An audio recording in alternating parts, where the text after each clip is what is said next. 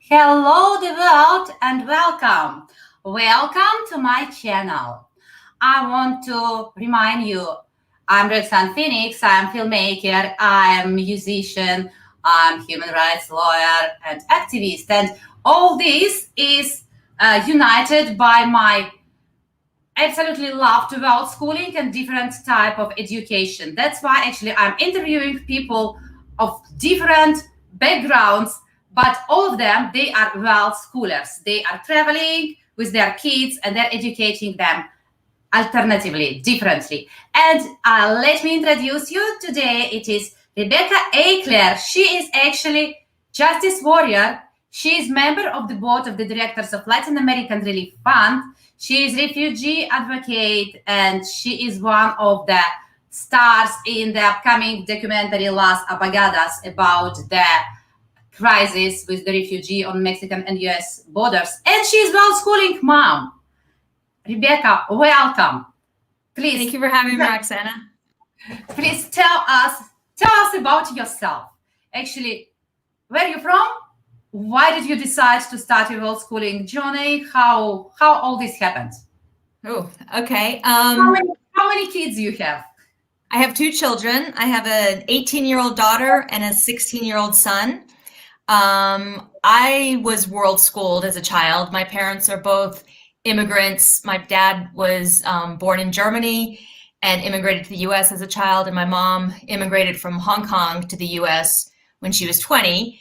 And I grew up traveling.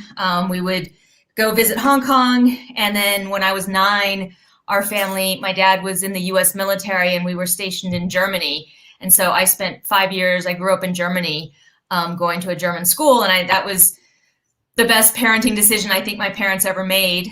And it was really influential in my life. And I knew I always wanted that for my kids, but I wasn't sure how I was going to be able to do it because, as happens with many people, I was on the path. Wait a moment. You was in Germany homeschooling? No, I went to a German school. I went to school, but I went to a German school.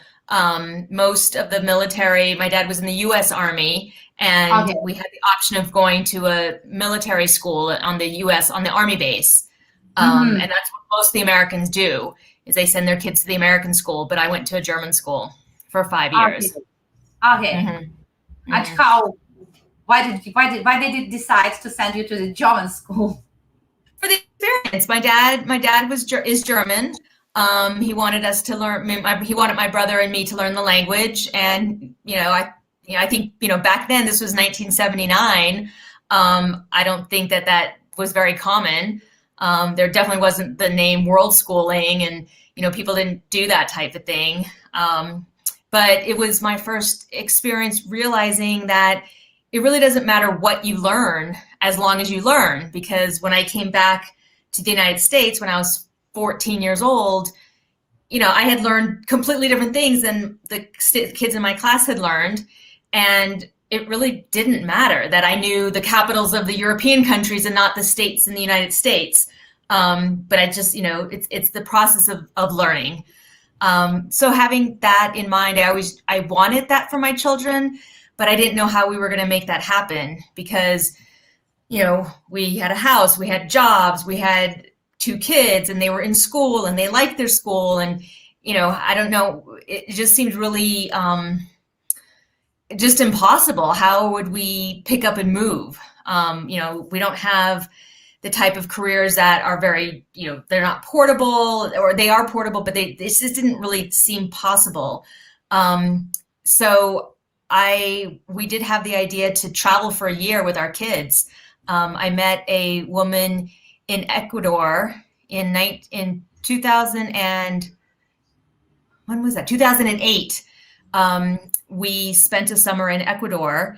I was volunteering with an organization working with Colombian refugees there. And we met. What was your career at that time? It was Right. I was an immigration lawyer in outside of Washington, D.C., and my husband was a tax lawyer. Mm-hmm. So I worked for myself, and he got a leave of absence from work. And so we went to Ecuador for 3 months. where I volunteered with refugees. And, we thought, okay, this isn't just a fun thing to do, an extended vacation. This is kind of cool. And we met a woman who was traveling around the world with her 2 kids. And I had no idea that you could do that with kids. That Australians do it all the time, or used to. Everybody used to do this. You take a year off. Before, not now, not anymore. Exactly. But Australians, and the first time I met an Australian traveling for extended, I was like, again, it was like, oh, you can do that? How? I had no idea that was possible.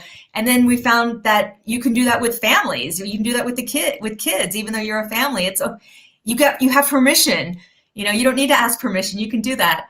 So in 2008, I told my husband that, let's do this. Let's take a year off. Let's travel with the kids. And we made a plan for 7 years later that we would, when the kids were 10 and 13, that we would travel for a year. And so in my head, we planned to do this for, we had 7 years to save. We had 7 years to plan. And in the end, we did it. We took a year off in 2015. And we bought an old Volkswagen camper van, a Westphalia, and we decided to drive as far as we could south from the United States. We ended up driving to Panama, through all of Mexico, all of Central America. We got to Panama. We got on the we crossed the Panama Canal, and then we came back, and we turned around and we came back in 2016. And I thought, okay, I had my world schooling adventure. We took a year off. Let's go back to our old lives. Let's go back to our jobs, our house. The kids go back to school and their friends. And we didn't realize that. We didn't realize at the time that we were different. We had changed in our year of traveling, and our lives were wonderful, but they didn't fit us anymore.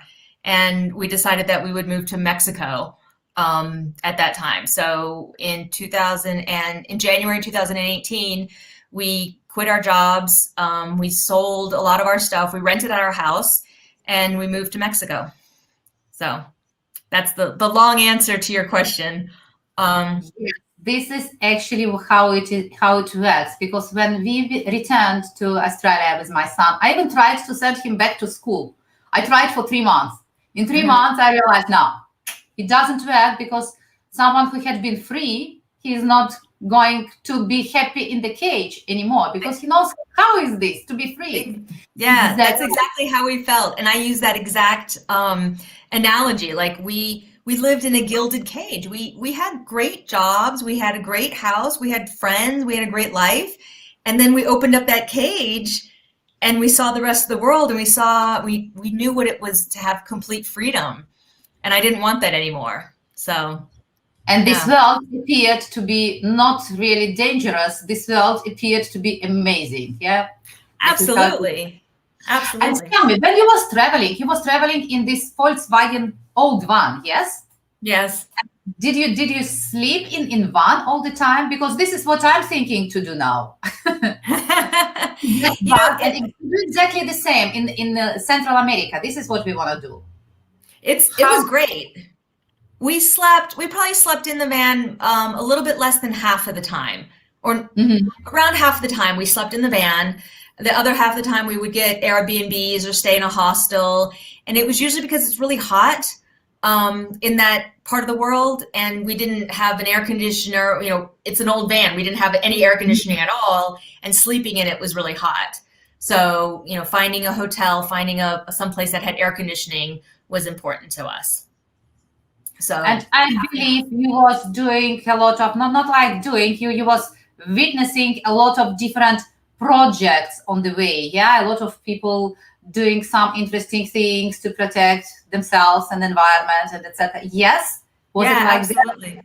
Absolutely. So, we saw a lot of different. I mean, we met people volunteering at different organizations. We volunteered at a few places.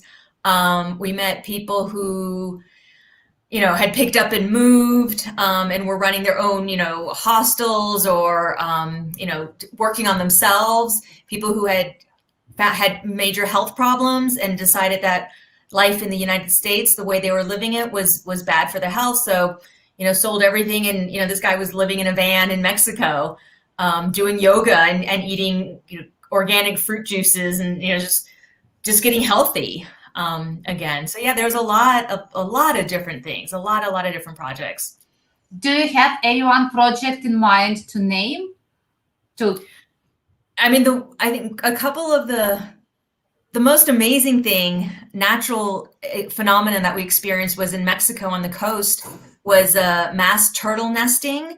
The sea turtles come to this one beach, and during the nesting season, they have like 250,000 turtles come to the beach in like over 3 days, and they lay their eggs, and it was incredible. It's called Santuario La Escobilla. It's in La Escobilla, Mexico, which is between Puerto Escondido and where was it? Mazunte, I think. So just this little tiny, you wouldn't even notice that it was there, but it was a really neat project. And that project actually was a community-run project, because in Mexico they outlawed hunting sea turtles, and made it illegal to eat the eggs, sea turtle eggs. Really? They're hunting sea turtles and eat the eggs? It's illegal now, yeah, because they're endangered. So to protect the sea turtles, no more, hunting sea turtles. So this community that had, been selling the turtle eggs, they're an aphrodisiac in Mexico. So, men like to eat the turtle eggs. And so when it became illegal to do this, the community turned into an eco project. They built little cabins with a nature center, and they offer tours onto this protected beach, so people can go and visit the sea turtles with a knowledgeable tour guide to protect the turtles, and just to be able to witness this. So that was the neatest thing. That was a really cool one. I didn't know that it is possible to eat eggs of turtle. My God. Apparently it's a delicacy. Yeah. See, people, they eat literally everything. Actually, I'm vegan now. I don't eat anyone. But I did not know before the turtles. Okay. Mm-hmm. And how did you cross Mexico? Did you do it which places did you visit there? We entered because you were driving from United States, yes? Mm-hmm. And when you're driving from United States, you have to pass the northern states in Mexico, which are usually, everybody say it is so dangerous, don't go there, go anywhere you want, but don't go there. So how it was? So I'm glad that you raised that issue about the danger, because my husband and I were both nervous about crossing the border. We hadn't been, we've never driven in Mexico before. And everybody says it's dangerous, don't go there, you're going to get killed. And so, I remember crossing the border and, locking all the doors and just being really afraid. And we had a destination about 3 hours away from the border. And then we were heading there. And that very first stop, we realized it's not dangerous. The people are so friendly. They were so helpful, so welcoming. And it just made us feel like, okay, we can do this. We ended up staying at this first campground for a whole week. We were just going to spend one night there. And it was just so beautiful. And, we went to go out to eat in this little village. It makes me laugh to think about it now, but we got there, we rolled up other windows, we closed all the curtains, we locked the doors. We were, is it going to be okay to leave the van here? And somebody saw us and they're like, I'll watch your car. It's okay. It's fine. And we went to eat and the car was still there. And we realized that it's okay. People were just so helpful and so friendly. And that just continued on. So we stayed just in the north of Mexico, and then kind of initially went down the center of it until we got to actually San Miguel de Allende, which is where I live now. And we stayed here for a little bit of time. And then we cut over to the beach. We went through, we laugh at it now because there's a highway that goes straight, 6 hours from here to the beach. And we're like, we're not taking the toll roads. We're not taking the highways. And there's mountains right down the middle of Mexico, huge, huge mountains. And it took us 2 days to cross these mountains. And they just went up and down and windy and this. And it was probably the most stressful part of the trip, the driving there, because we were really the only car in the middle of these mountains. And it was, raining, and it was really desolate where we were. And after 2 days, we got to the coast. And then we went down the Pacific coast of Mexico, probably almost to the center, a little farther from the center, and to Oaxaca. And then we cut in back to central Mexico because we realized the beaches are really hot. If you're at sea level, it's really, really hot. In order to get some relief from the heat, we went to more the mountains. So then there we went more to the center part of Mexico, to Oaxaca City. And there we stayed a month there. We rented a house and we put the kids in a school, in a Mexican school, for a month. And that was an interesting experience. And then we continued from there. So sorry for interruption. How they made it with the language? Because Mexican school, actually I have the same experience, but it was not really school. It was like a homeschooling school. But how was you put them in a real school with Spanish language? Mm-hmm. And how old they were? My daughter was 13 and my son was 10. Mm-hmm. We put them in a Mexican school. There was, I think each class had, one kid who was excited to meet a new person, and they tried to speak English to them. I think they kind of muddled their way. It was more the experience. It was only a month. We didn't really care if they learned anything or not. So I think they learned a little bit, but not a whole lot. Not really. They didn't immerse themselves in the language. My kids are more introverted. They don't go out and they're not chatting with all the kids and stuff like that. But they both made some friends. And I think, kids manage to communicate with each other no matter what, even if they don't speak the same language. So that was the experience. For me, it was actually a really great experience because, I speak Spanish, but I had no idea. There was things, one day we showed up to school and they didn't have school. Another day we show up and they're wearing the wrong uniform. And just, I don't know how immigrants to a new country do it. There's so much to navigate, and having to figure out how to get your kids, in the right class, and you're bringing the right thing. And it made me feel a lot more sympathy to the immigrant families in my own community back in Virginia, about just, what the struggles were for them. And it was eye-opening for me. And I'm glad for me that I learned something, definitely. I think the kids just, it's a different way of doing things. And I think that was what we wanted them to get out of it.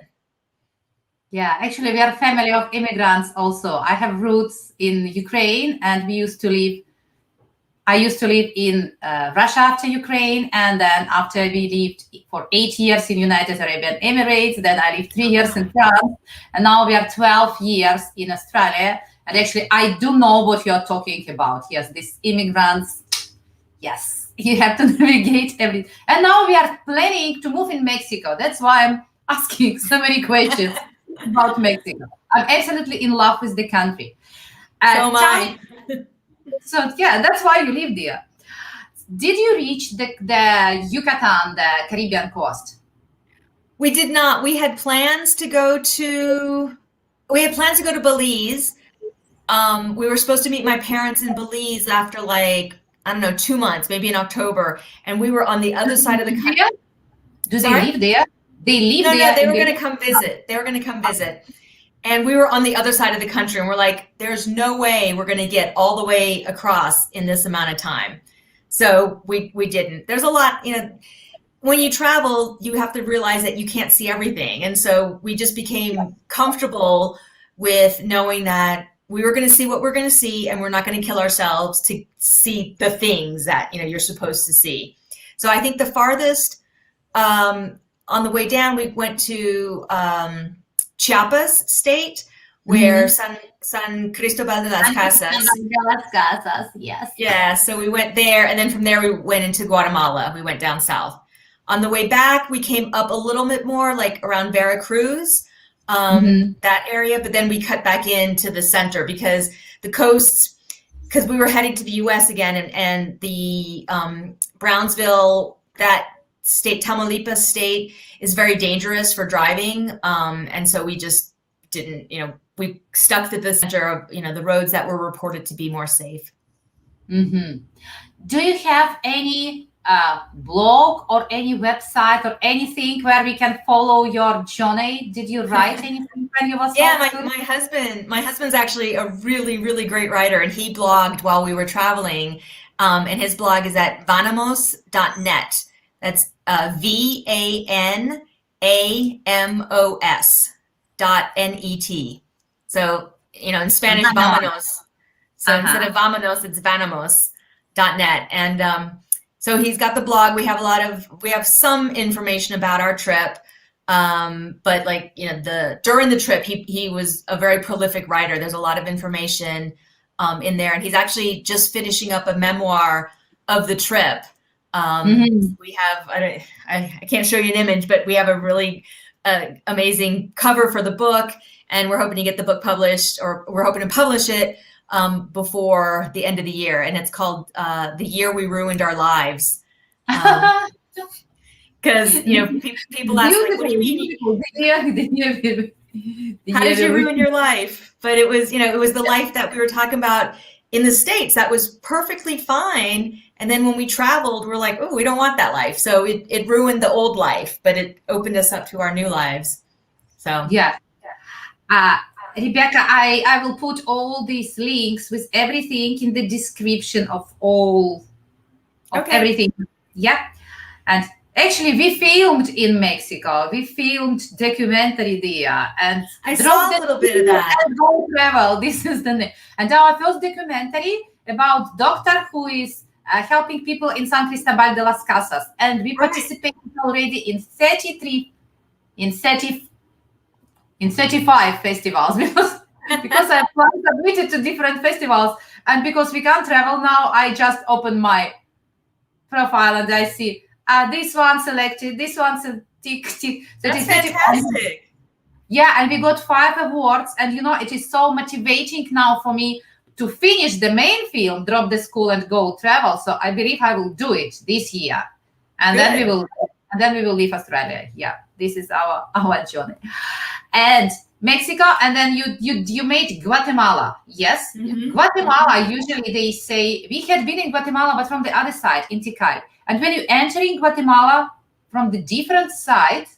No, we entered near Tikal. We entered up on that end near Petén. You entered near Petén, and you drove through Guatemala. Wow, I'm jealous. I'm just jealous. And then you made Honduras, El Salvador, Nicaragua. Costa Rica, Panama, and then we did it twice. We turned around, and then we did it again. Oh my God! And you visited all the pyramids. Okay, not all, but those who were on your route. Yes. We visited. Let's see. We went to Palenque in Mexico, in Chiapas, and then we went to Tikal, and we went to. I'm trying to think of another one. I think we did one more. Maybe those are just the 2 that we did. Those are the main ones. Since we've lived here, we've gone to the Yucatan, and we have visited the one that's just south of Playa del Carmen. I can't remember those ruins, the name of those ones. Muil, Coba.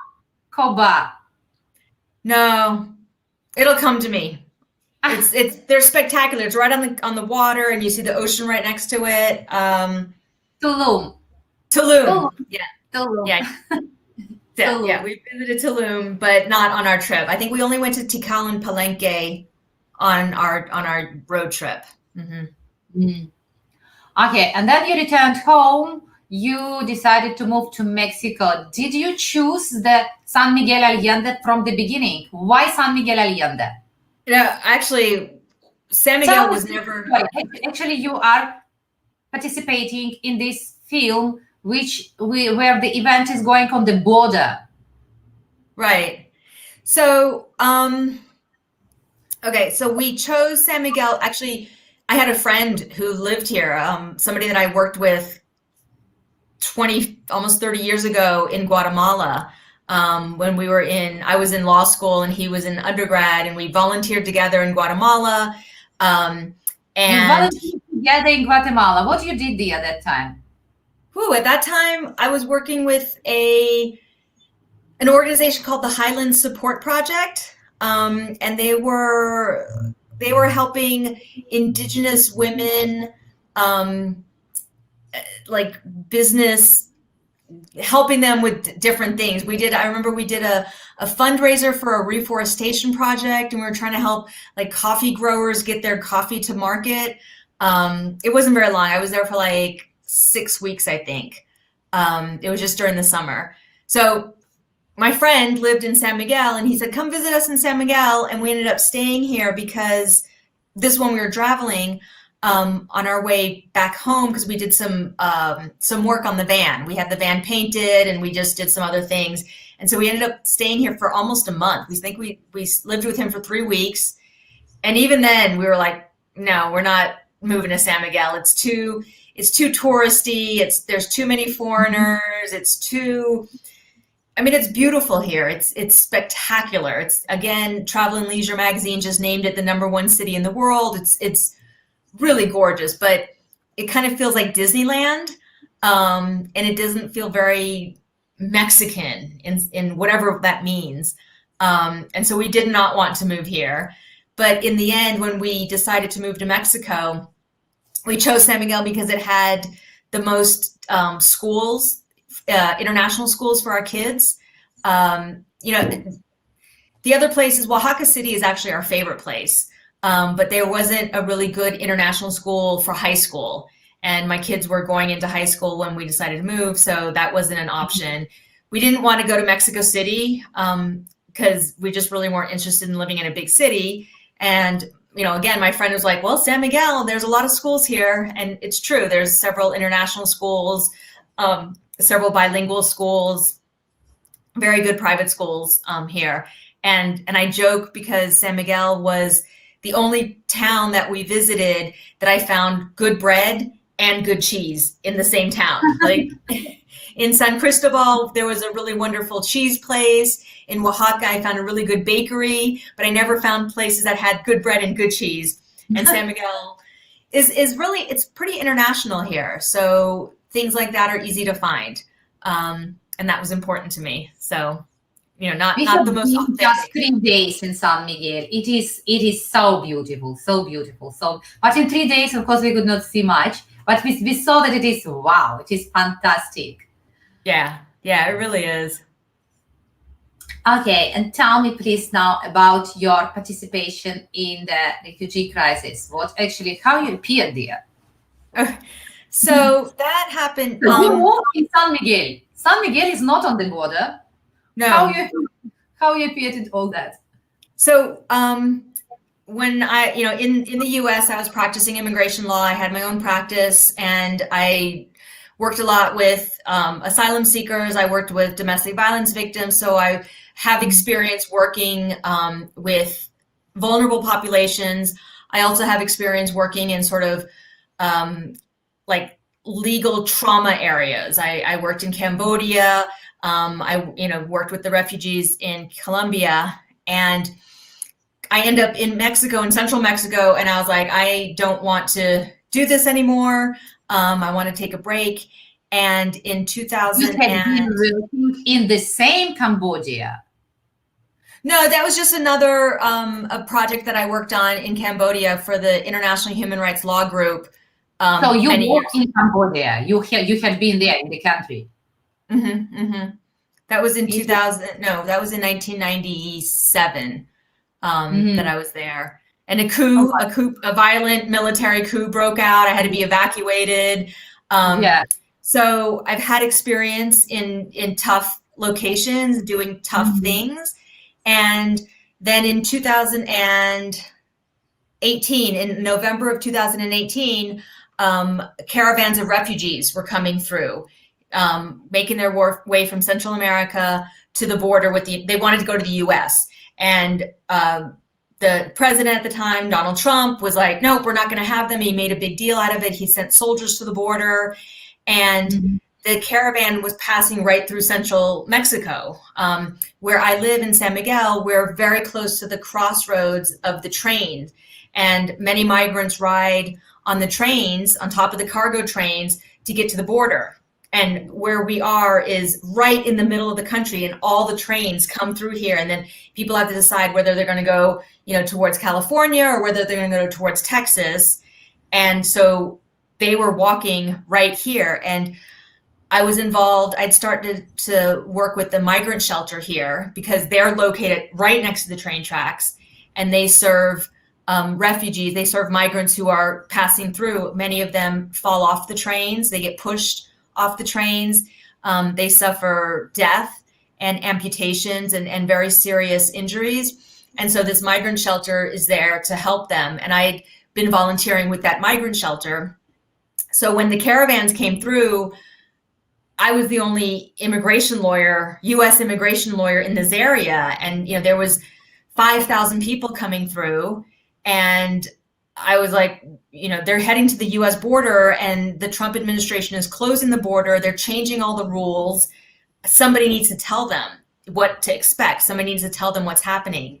So I was able to recruit 3 other lawyers, and we went in my van into the middle of the refugees were staying at like a sports stadium. So we drove the van into the sports stadium parking area, and we pulled out megaphones, and we just started telling people, what they need to think about if they are going to apply for asylum, what they need to say, just like they need to tell the U.S. border, I'm afraid to return to my country. And how to think about their case, what to expect.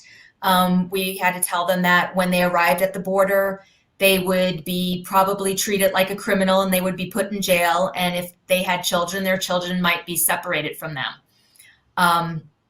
So, Rebecca, can you, because actually we don't really know the truth. We can learn only from mainstream media that everybody are telling that different things. And what exactly was changed in the rules? What was exactly this, excuse me my language, shit he created? Because when I learned that he's separating kids from parents, no, it can't be. But it was. So what was exactly what he did with those rules? What was the changes? Well, I think it's my understanding of what his practice throughout his business, what Trump would do for his business, he would break the rules and say, sue me. So he didn't really care whether he paid, the workers that, did projects for him. He was like, I'm not going to pay you, sue me. And this is exactly what he did with asylum law. He says, basically, he didn't really change any rules. He just stopped following the rules that were in place. The U.S.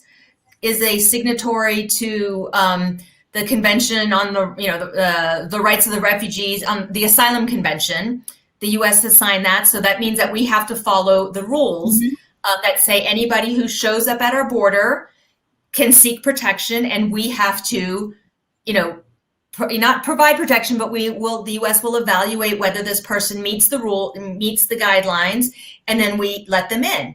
And Trump was doing all sorts of things. He said, we can't process everybody who's showing up. There's too many people. We're going to give you a number. You have to wait your turn to even come to the border and ask for protection, which is, that's not really that.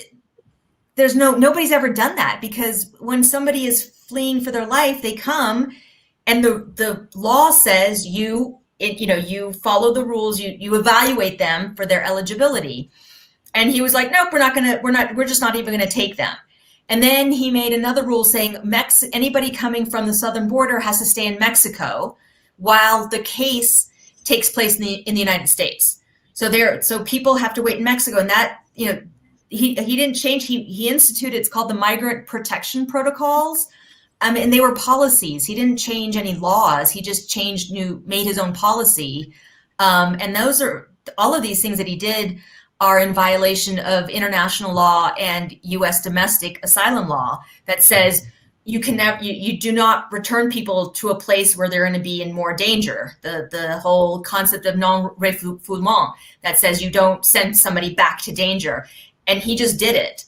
I want to say is it 100,000 people who were in the migrant persecution protocols, MPP. This affected hundreds of thousands of people. People, when they got returned to Mexico, were kidnapped, they were raped, they were killed. People were missing their court hearings because they were kidnapped, they were held hostage.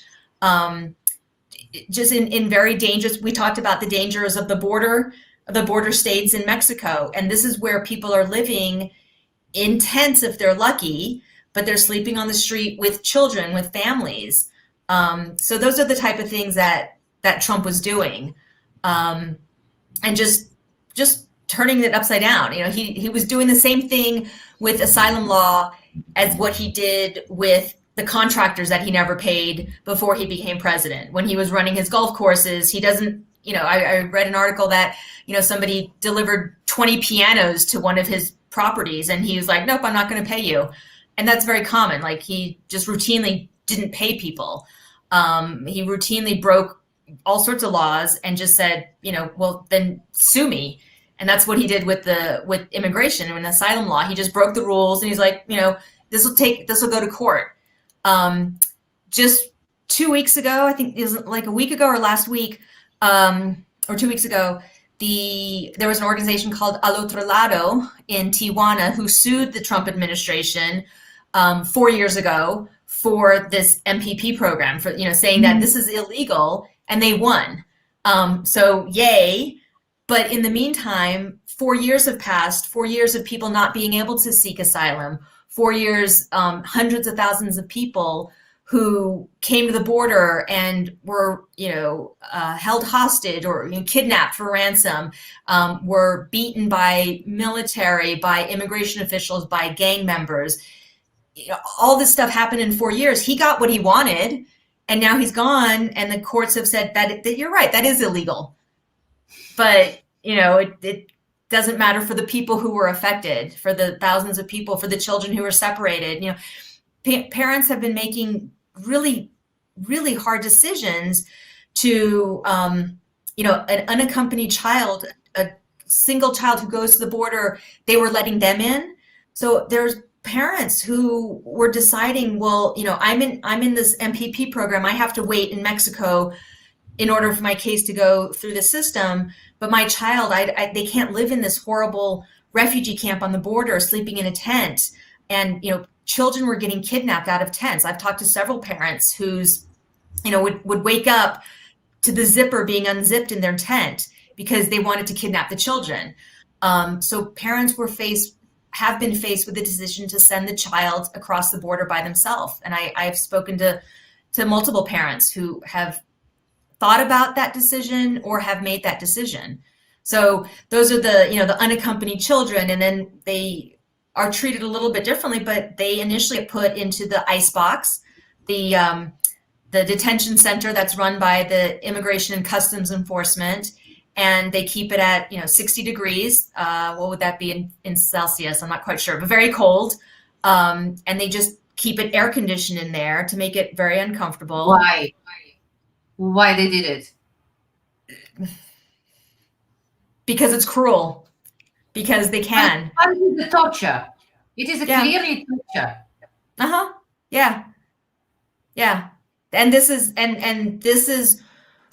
I never went into these places, but I've talked to multiple people who have experienced that, and that's the truth. Whether mainstream media or alternative media is reporting on it, this is my experience, and from firsthand witnesses who have experienced that.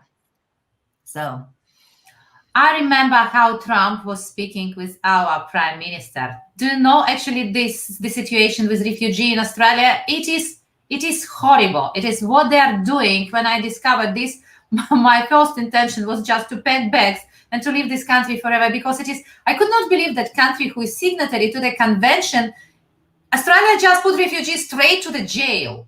There's no option. The US is doing the same thing. The US does the same thing. Yeah. And our refugees, actually, they are still there. At the moment, no one even speak about them. It is 2 years of all this mess what is going around. No one even bring this to the surface, this issue that refugees, they're still there. And they're actually innocent people. Why you put them in the jail? They are still in Manus. We have those offshore camps.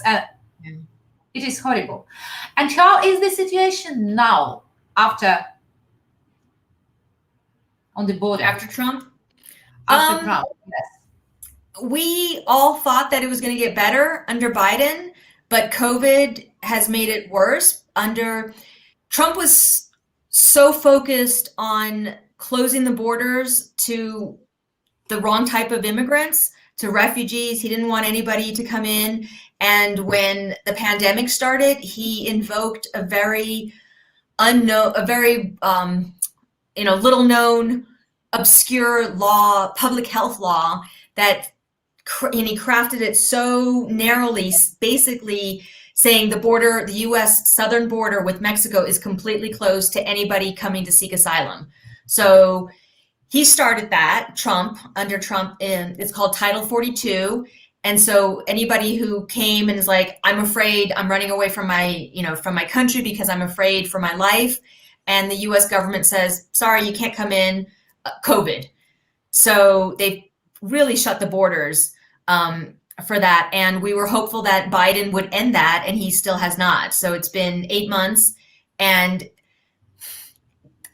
migrants are not bringing COVID into the United States. They can easily, everybody's required to test before they come in. They could easily vaccinate everybody before they come in if they really wanted to control COVID, but they're using this as an excuse, and Biden hasn't changed it. So it's still, the border is still closed, and it's not really getting any better. There was this time period where they dismantled, there was a big refugee camp in Matamoros, Mexico, right on the other side of the border from Brownsville, Texas.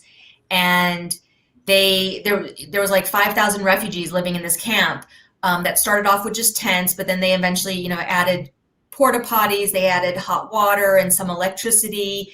And so there was an infrastructure. And when Biden came into office, he said, I'm going to end this MPP program. I'm going to end we're not going to make people wait in Mexico for their asylum case. So they took apart the refugee camp, but they didn't open the borders. So these refugees who are arriving, they have no place to go. They're staying in the plaza in Reynosa, Mexico, which is also on the border. A colleague is working there, and she said there are 3,000 people, and the last time I talked to her 2 weeks ago, there was 22 toilets for those people. There's no electricity. People, 22 toilets. Mm-hmm. Mm-hmm. And no hope. Main thing that there is no hope. Not now. Nothing's changed. Nothing's changed. But how it happened? Everybody expected so much from Biden, and at the end of the day, he's a politician. I don't know.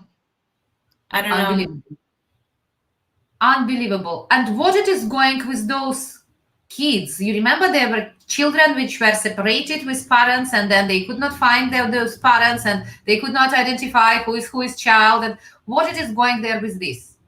There are still some children who are unaccounted for. There are still some parents who are missing their children. I think they've reunited some. They have people in Guatemala, human rights defenders, going to villages and just asking around, do you know anybody? Have you heard anything, any rumors? And so it's a lot of on the ground work, trying to identify and find parents who are missing their children. But I don't know how many there are, but I know that there still are separated people, and it's been 4 years now. There's I was seeing something, a woman who's still looking for her kid, and yeah, it's horrible. It's heart-wrenching. It is horrible. And film already filmed, or you are still, or it is still filming process? Will it be the situation which is now? I just want to understand what we will see in the film. I think they're still filming. Everything was sidelined with COVID. Nobody was able to go anywhere. So I did a lot of just filming on my own. The director would ask for my thoughts on different policies as they were being implemented, different things that were happening with immigration in the news. But now she's filming again. She's going to she's profiling several different lawyers. Two of them are in Tijuana, on the one side of the country. Another one's in Brownsville, Texas, on the other side. In June, we went down to the border with Guatemala to Chiapas to film down there, because what the U.S. is now doing, it started under Obama for sure, but the U.S. is outsourcing their border policy to Mexico, so making Mexico enforce policies to prevent people from migrating. And so now they're pushing it farther down into how they can do it. They give Mexico lots of money for law enforcement. They created a National Guard under Trump in Mexico to stop the migrants. So they're arresting people, they're sending them back to their own countries, to Guatemala and El Salvador, Honduras. Mexico is. Yeah. The Mexican government is. And so in the state of Chiapas, a lot of migrants come through. The border is very porous down there. Migrants come through, but then they can't leave the state. There's lots of checkpoints everywhere. And if they catch you, they send you back on buses. When I was there, I saw at least 3 full, huge buses of people being deported to Guatemala or El Salvador or Honduras. So it's going south. So so we're still filming. We're in the fundraising portion. You probably know that. The director's trying to raise money in order to finish the film, in order to get it into the festivals, in order to get it in front of people. The hope is to inspire others, to inspire younger lawyers, or, to inspire people to do something, to make a difference, we don't have to sit by and watch horrible things happen. Because, when the caravan came through, there were so many people came who wanted to help. We had people bringing clothes and shoes, and they showed up with food in the morning and blankets, and just helping as much as they can. And I think that's when there's horrible things like this, looking at the good side, looking at what the people's response is to these type of things. So the film really wants to inspire people to take action, to know that, we all can do something, whatever it is. I have the skills to do what I do, but there are, everybody has a skill, everybody can add something. And so the idea is to do something, to inspire action. So. What do you think average person can do? The one who does not know what actually to do? Oh, it depends. I mean, I think paying attention, knowing, I think so much. Spreading the word, making the things, giving the awareness to the people, yeah? Absolutely, yeah. Like, just even knowing, there are still kids who are separated from their parents. Like, this is important. This matters. No, I was absolutely sure that with Biden, everything changed. That now it's everything fine and it works. But the change, it has changed, because under Trump, every day something worse was happening. First he's going after kids, then he's going after, every single day there was a horribly new illegal thing. When I first heard that they were making people wait in line, and that line was like 6 months long just to say, I'm afraid. I was like, oh, that's so horrible. That's so illegal. And then the next thing he did was, okay, while you wait, you have to wait in Mexico. Even when your turn comes, even when you come and say, the government says, okay, here's the paper. Yes, you're afraid. Okay, we're going to let you go to a judge to, tell your story. Now you have to wait in Mexico, and that's completely illegal. So each day it was something horrible and worse, and at least that's not happening. So, so that's good. It's just the same horrible stuff is still there, but it's not getting worse in that sense. Not getting good. You know how they created it here in Australia? They withdrew completely the right for those asylum seekers to ask for asylum. They have no access to any legal action. They are just caught and they sit in those offshore jails and they can't do anything. And it is indefinitely. Right. And there are people who are afraid. They're people who want help. They're not criminals. They're doing it the right way. You know, there's nothing. They're not breaking the law. They're not doing anything wrong. They're doing exactly what they're supposed to do, that the law sets out, that international law sets out. They come to say, help me. They come to say, we are afraid, let us in. And I remember how Trump said, Australia has so good policy. We have to learn from them. This is exactly what their talk in some, I don't remember where, but they love each other. Right. Tell me, please, this Latin American Relief Fund, what is this organization? What you're doing there?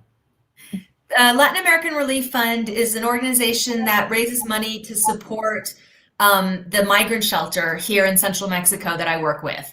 So it's a small shelter run by a pastor and his family.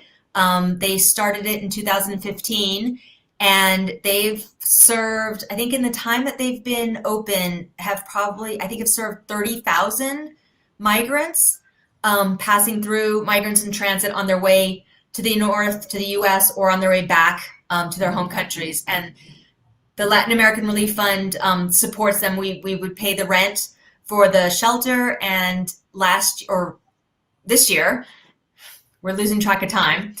Maybe it was last year. Anyway, we raised the money to buy the building that houses the shelter. So we support the operations of the shelter.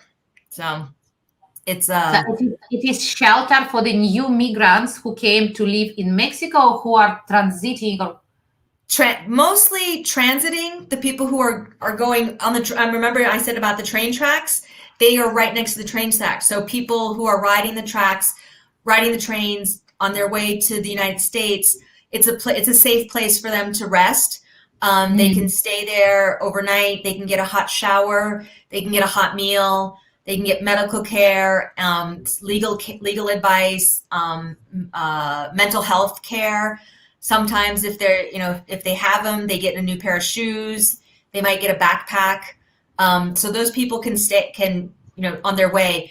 One thing that's very unique about this shelter is that it's the only shelter in Mexico that provides support for people with amputations. So the people who fall off the train, because what happens, it's a train. Trains move very fast. They don't stop. They're not getting on at the train station. It's a cargo train. So they run alongside the train and they jump onto the ladder and have to climb up to the top. And they're tired. They're, maybe they've been injured because they've been beaten up along the way. They've been robbed. They're dehydrated. They're malnourished. They might be injured. And then to have to run alongside the train and to jump. And a lot of times the trains are moving and they get sucked under. People, countless people every day are injured on the train. They call it La Bestia in Mexican, or in Spanish, it's called La Bestia, the beast, because it is so dangerous to get on the train. And once you're on the train, there are there's gangs on the train, and they pay, they demand money. So if you don't have any money to pay, then they push you off the train. I was at the shelter last week, and there was a guy who lost one leg, and he said that this is what happened, that there was the gangs had come onto the top of the train and were demanding money, and people were panicking, and they were kind of rushed, and he fell off, and then somebody was pushed off on top of him and landed on top of him. This man lost one leg. The person who landed on top of him was cut in half and died. So the shelter provides a prostheses and rehabilitation to amputees who make it to the shelter, and they can stay as long as they want. And also they provide housing for asylum seekers in Mexico. So for people who are deciding to stay in Mexico, that they want to stay here, they let them live at the shelter while their case is being processed. They're desperate people. They're just desperate people. It's so easy. They're just running for their lives. And that's it. They are. You know, in Australia, there are many refugees. They were just drowning in their boats. And our government accused them that they are irresponsible people because they jump in their boats with their children and they must care their personal responsibility. And we are heroes. We stopped those borders by putting people in jail, and it is so good now because they were irresponsible. They did not understand that when mother with the child jumping in this boat, she's desperate. Simple as this. Exactly. No, that's the exact same thing that the U.S. says. Many people in the United States say, how can you be so irresponsible to bring your child here? Why would you do that? What's wrong with you? And it's a fault. They're playing, they're saying that they're bad parents for coming across the border. And there's a poem by Roxanne. I don't know if you've heard of it, called is it called Home? And one line in it is, nobody leaves home unless home is the mouth of a shark. It's written by a refugee. And, you don't get in a boat unless the land is more dangerous than the water. And that's exactly it. No, they're desperate people. They're horribly desperate people. And they do desperate things. Desperate people do horrible things, whether it's, clinging to the bottom of an airplane, running down the highway, whether it's jumping out of a building that's been hit, whether it's bringing your child and telling your 4-year-old to walk across the border by themselves. Those are all acts of very desperate people. Oh my God, to say 4 years old to cross the border by. Okay, what do you think will be the future of all this story? Is it any hope that it will be somehow better? Well, you have to have hope, right? Do you see at least some? Yeah, we always get some hope. But do you see any light, real light somewhere? Light at the end of the tunnel. I don't know. Someone is saying, I don't know, any light? Because in Australia we don't see any light. We are actually thinking to leave the country completely because it is impossible to stay here. It is just impossible. So in Australia there is no light. The only light is to get in the boat. Okay, not the boat now.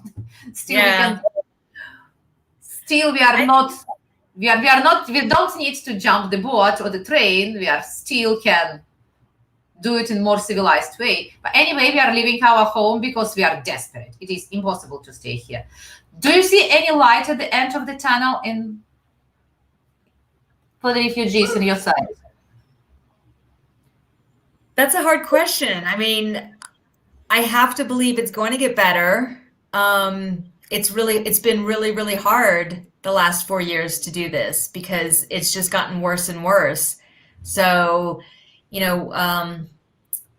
I think Ruth Bader Ginsburg, a wonderful Supreme Court justice in the United States, said that the arc of justice is, what is it? The arc of justice moves slow, but eventually it moves in the direction of justice. I screwed up that quote. I'm sorry, but it does. It has to get better. I can't see it right now, but really hope is the only thing that we have, because what's the alternative? So you still have to have hope. Rebecca, how old are your kids now? My daughter is 18. She just graduated from high school. My son is 16 and he is a junior in high school. So he has 2 more years left. My daughter, for people, going back to the Worldschooling topic, we pulled our kids out of school. We stuck them in a school where they didn't speak the language. We moved them to a little school in central Mexico in the middle of high school. And my kids are academically strong anyway, but it did not affect her, progress in any way. She got into her top choice university in the United States. She's going to Bryn Mawr, which is a small competitive university, all women's college. outside of Pennsylvania.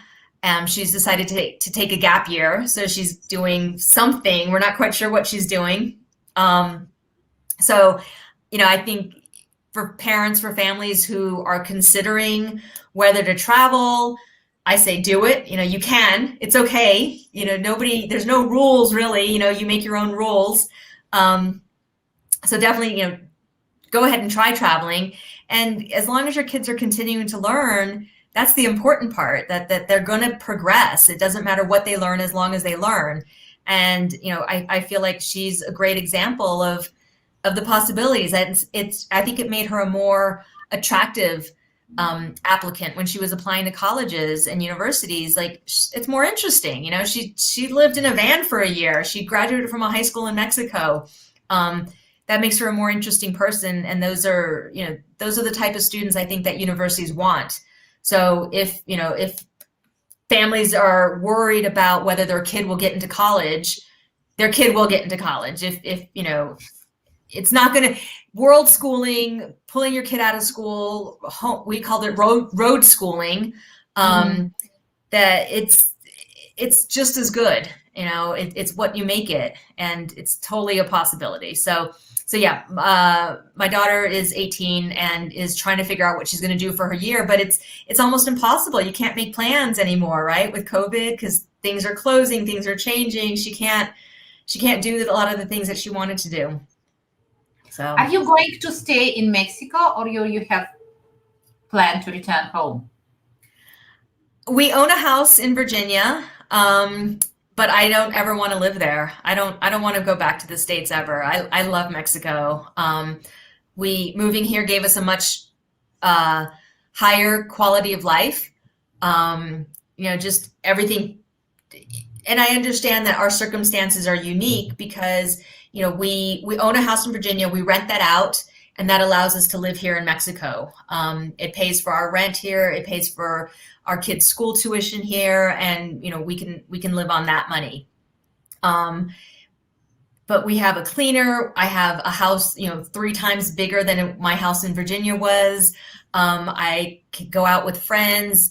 You asked about San Miguel. I think the best part about living here is, and you'll probably find this, agree with me, Roxanne, is that we don't have to explain to people why we're here. There's the other families who are here.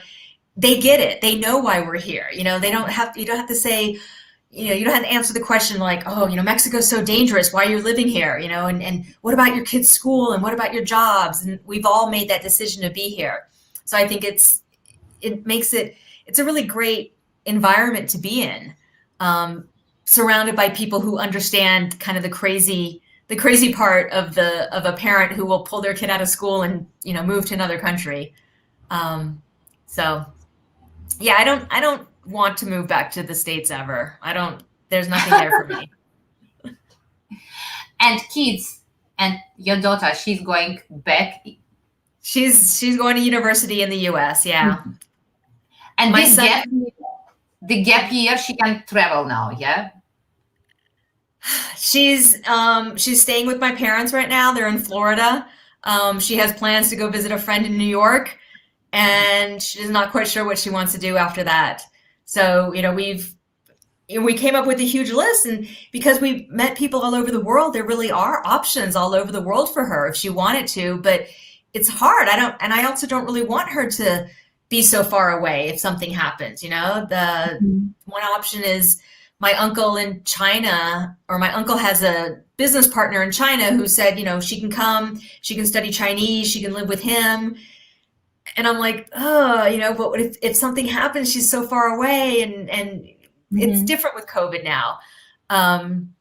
So I'm not quite sure what she's going to do. And I don't know that she's quite sure what she's going to do either. If she doesn't do anything, it's fine too. She's worked hard. She's earned a break. But I think she'll do something interesting. This is exactly what also I'm thinking about, because my daughter, she's 26 and she's finishing now she did already bachelor degree in nursing, and she's doing now master degree in nursing, and she is nurse in the hospital, and she wants to continue her career. And yes, she wants to move out from Australia, but not now. And now I have to make this decision because my son, he's 12, and we definitely want to leave the country because this country turned into jail. It is just a jail where government is abusing people, just bullying people nonstop. It is just abusive government. It's like a marriage. When you live with the abusive partner, you have to leave. There are two options. If you cannot fight back, you have to leave. There are no options. So I need to decide now what actually I want to do because, she's a nurse and she works in the emergency department and she loves her job and she's caring about COVID patients and she knows all the things, how all this is going and she wants to leave the country, but not now. So now I need to make the decision what actually I'm doing because I can't stay here anymore. It is suffocating. That's it. Yeah, but being, having a kid on the other side of the world, that's hard, right? And, once you leave, can you go back? Can she leave? Like all of that. It's going to be. Exactly. Because they made here, there are about 40,000 Australians who cannot enter the country. And there are about, I don't know how many, but people cannot leave the country since March 2020. We are forbidden, we are restricted from leaving the country. Only dual nations who have really strong reason to leave, they have to apply for government to ask to beg, please let us out. And they are letting out less than 50% of the applicants.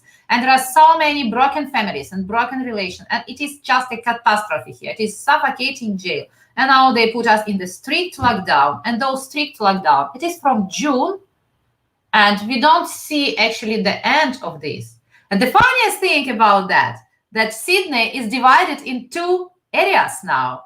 The one area is the western and southern Sydney, which is strictly in lockdown. We cannot go out. We can go out only for grocery shopping and for 1 hour exercising. And there is another part of Sydney where rich people live and there is no restrictions. They are free to do whatever they want. They are free to go. And it is exactly, with this travel ban because all the government officials, all the celebrities, oligarchs, high-level sportsmen, high-level journalists, they can easily travel. There are no restrictions for them. They're exempt. Well, isn't that the case that's everywhere? People who have money and power, their rules are different for them. Yeah. It's everywhere. It's everywhere. But we did not expect this in Australia, Exactly. Because, we came here. I have background from USSR. My background is the Iron Curtain. And I made so many efforts to come in Australia legally as a permanent resident, legally with my skilled independent visa. And actually, I made an effort for this. And we made it here. I raised my children here. And now I'm back behind the Iron Curtain. Oh, my God. Right. They made for the entrance, for the incoming flights, they made gap 30 people per airplane. 30 instead of 300. So prices for the tickets now to come from wherever to Australia, it's from $10,000 per ticket. And there are no tickets. No tickets. There are 40,000 Australians are stranded around the world now without any possibility to come back home. Some people, they can't leave Australia. Other people, they can't come back. But our government flying everywhere and smiling to everyone with their associates, they don't have any issues. And when they put country in lockdown, protests are forbidden in Australia. It is crime to go out in the street and it is actually crime now. They replaced the whole law. They replaced with Public Health Order and Biosecurity Act.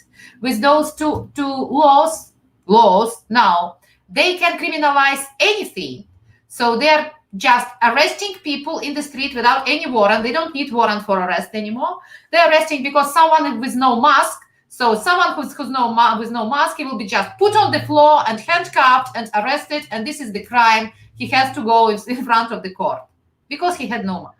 So what it is going here, you cannot imagine. It is absolutely hell, and we don't know when and how it will be. But the thing is that this abusive government is not going to leave anytime soon. because we have two parties who are playing in between other non-stop, Liberal and Labour, but they're doing exactly the same things. Now they're together saying the same and making the same rules. And with this Biosecurity Act, now government can do whatever to protect public health. Our suicide tolls tripled. But I mean, what you're saying about the rules that Australia implemented, Panama did that a year ago. I have friends who live in Panama, and they could leave, on certain days, men could leave the house. On other days, women could leave the house. And a lot of countries have done this, have done really strict things to try to curb, the spread of the virus. And have you read, there's a book called The Shock Doctrine by Naomi Klein, and Yes. her theory is that, or her premise is that governments will take crisis events in order to push through unpopular policies. And they're using it, saying, well, there's this crisis, there's the hurricane, there's the pandemic, there's whatever, we have to do this to protect the people. So, I think that, that falls right in line with what you're saying. Mm-hmm. They don't waste any crisis. Before this, we had bushfires. Did you see our bushfires? Mm-hmm. We were under fire for 7 months straight. Our government refused to stop the fire because they did not waste any natural disaster. Actually, we just found that our firefighting fleet does not exist. It is just toys. It is not made to fight the forest fire. It is just a small planes with 1, 2, 3 tons of water, which can be used just to distinguish fire if it is the house on the fire. Yeah, but not the forest fire. And they just don't have the planes with what to fight this fire. And me personally, I have background in aviation. I made contract with the emergency ministry in Russia for Russian planes, for big water bombers. They refused to take them. They just refused to take them. They said, I have correspondence with everyone, including our Scott Morrison. Scott Morrison, he went to Hawaii, if you remember this. He just left the country with the fire. The country was on fire, and he just left. He went for holidays. It's burning. So what? I'm going to Hawaii. No problem. And American politicians do that too. They all do. And other guy, he offered him airplanes from United States and from Canada. He rejected. Macron offered him his help straight from the beginning of this bushfire disaster. He rejected. He said he doesn't need anything. He said, we are fine. We don't need your planes. We can do ourselves. So actually, we finished with 2 billion of animals gone. 2,500 of houses of the people gone. 40 people dead. The whole country was on fire. So what they gained from this, they just moved people from the suburban areas, from their houses out of the cities. They just bring people in the cities. This is first what they made, because it's easier to control people. Many people who lost their houses in the wilderness, in the forests, in the bush, they were not rebuilt, those houses. So if it would be not a fire, they had to, and there on these places, they're building now the railways. This is what they're doing. Now they're building the railway. Yes. So otherwise, if it would be not a fire, they would have to negotiate with the people that, please, we want to build here something more. Right. With the fire, they just got the land. They can build their railways. They bring people in the cities under the control. And now we have in certain areas of Sydney, we have army in the street who is checking that people are at home. We have helicopters. We have drones controlling people. So they bring people in the cities under the control. They're building their railways. Protests are forbidden. And they reopened 900 old coal mines. 900 old coal mines are reopened. They gave 900 licenses to restart old coal mining. Yeah. They do it. I mean, this is everywhere, right? Like this is the eternal story of the powerful trying to keep their power and consolidate it. It happens. It's historical. It's global. Like it happens everywhere, and it's so frustrating. And so frustrating isn't even the word. It's mind-boggling. But what do? We just have to keep fighting. Everybody, just think of how much worse it would be if we weren't fighting for it. If there wasn't the civil rights people, if there wasn't the people fighting for indigenous rights and women's rights and children's rights, like how much worse it would be. So, I think that thinking the alternative is worse so, and they're going to always do that. They're going to keep doing it. They do it everywhere. I did not expect it in this country. I know that they're doing this in Russia. This is what they're doing in Russia. Right. They put people in the very strict conditions and they're sucking everything from the sources and they accumulate. They're just filling their offshore accounts or their accounts in the Russian government is not seeing the life of their kids in Russia. That's right. Why they are destroying the country and they don't really care. But this is exactly what I see now in Australia. They are destroying the country and they don't really care at all. They just filling their offshore accounts, their pockets through those associates who are easily flying everywhere, who are not in the restrictions, they're not in the lockdown. They're just filling the pockets of. I did not expect it in Australia. Maybe I didn't expect it in the U.S. Yeah, I didn't expect it in the U.S. either, and it just comes. It's just there now. It's everywhere. It's everywhere.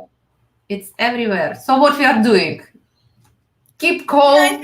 I think what we're doing is, we're educating our children to be global citizens, to have a bigger perspective, to see that the whole world isn't like what their little, their view of their world when you stay in one place is like this. But by taking them out, by taking them traveling, by seeing other things, I think that we're doing what we can to contribute to, and it sounds ridiculous, but I think travel is the answer to world peace, because the more you travel, you go to a place and I see everybody that I talk to wants the same thing as me, which is a safe place to live and opportunities for your family. What really, when it comes down to it, what more do most people want? And that's, everybody wants that. And so exposing our kids to that as much as we can, I think that's the answer. There's the hope, right? Our kids are the hope that, maybe they can see and maybe they can figure out a different way to be and to move through the world and to make it a little bit better. So yeah, I 100% believe that travel is the answer to world peace. Yes, I'm with you. And so you're staying in Mexico. I don't know. The world's a big place. Who knows where we might end up? But for the moment, you're in Mexico. I'm just asking because we are going to be there soon. And maybe we can see each other and do something together. Yeah. I'm thinking to land in the Caribbean coast. But I'm not sure where I will finish because we used to live there on this coast. And I love the sea. I need my beach. But in San Miguel, you have those hot springs, yes? We have hot springs, yeah. It's the desert. We're in the high mountain desert, so there's not a lot of water, but it's not hot like it is on the coast. The weather here is perfect year round. The houses don't generally have heating or air conditioning. We have small, little propane heaters, little fireplaces, but in the US, everybody has central air conditioning, central heat. You heat your whole house, you cool your whole house.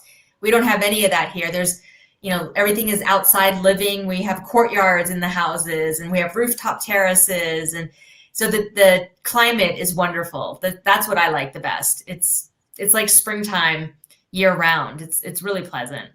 The coast is too hot for me. you Are have you to. in the gated community or you are separate standing house? No, we live in a neighborhood. We live in a neighborhood called Guadalupe, which is just San Miguel is a small city, and there's just different neighborhoods, different colonias they call it. And mine's Guadalupe. Where my neighborhood is known for the street art. There's a lot of murals here. It's actually quite beautiful. But all of my neighbors are Mexican. No, we don't live in a gated community. So you are not among the Americans. You're among Mexicans. I mean, there's a lot of Americans here. So I think there's a couple of Americans who live on our street. I mean, I live in the center of in central San Miguel. There's Americans living everywhere. I think you'd have to go to a very much more modest working class neighborhood that's further outside of town to be the only American, the only foreigner in the area. There's a lot of foreigners here.